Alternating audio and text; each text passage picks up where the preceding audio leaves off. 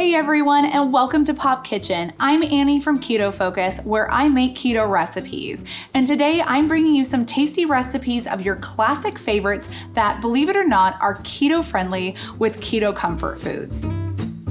One of the struggles with the keto diet is that you miss those carb-heavy comfort foods. Today we're making one of my favorite comfort food dishes, and that's lasagna, but we're gonna turn it into a keto version. Instead of having those high-carb noodles, I have a secret ingredient to make this keto lasagna taste delicious, and you will not be able to tell the difference between this and a traditional lasagna. Now, if you're unfamiliar with the keto diet, well, let me just tell you about it. It is a low-carb, high-fat diet. We like to keep our carbs around under 10 net carbs a day.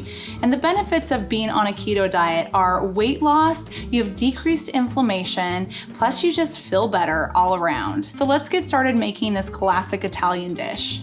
We're gonna start by adding 2 tablespoons of olive oil to a skillet.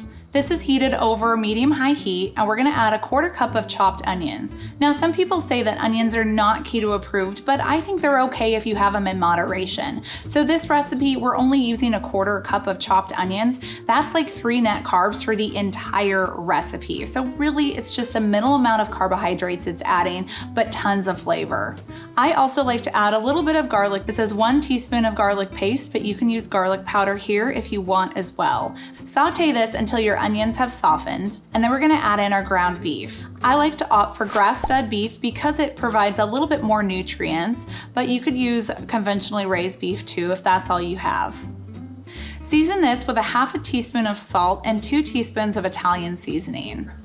And once your ground beef has browned, we're gonna add in our marinara sauce.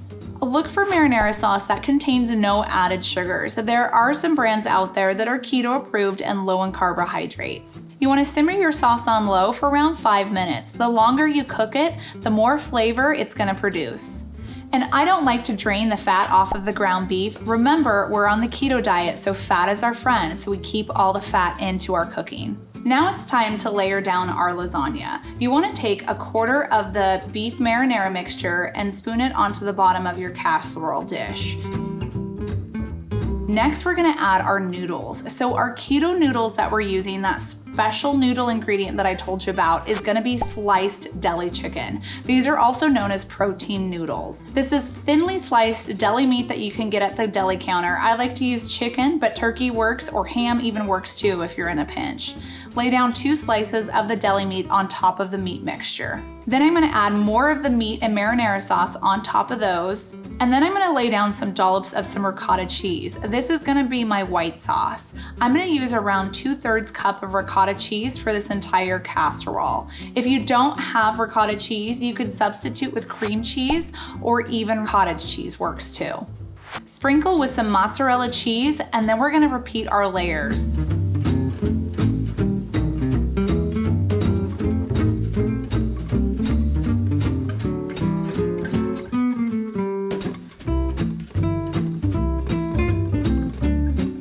You want to bake this in a 400-degree oven for 15 minutes or until your cheese is bubbly and browned on top.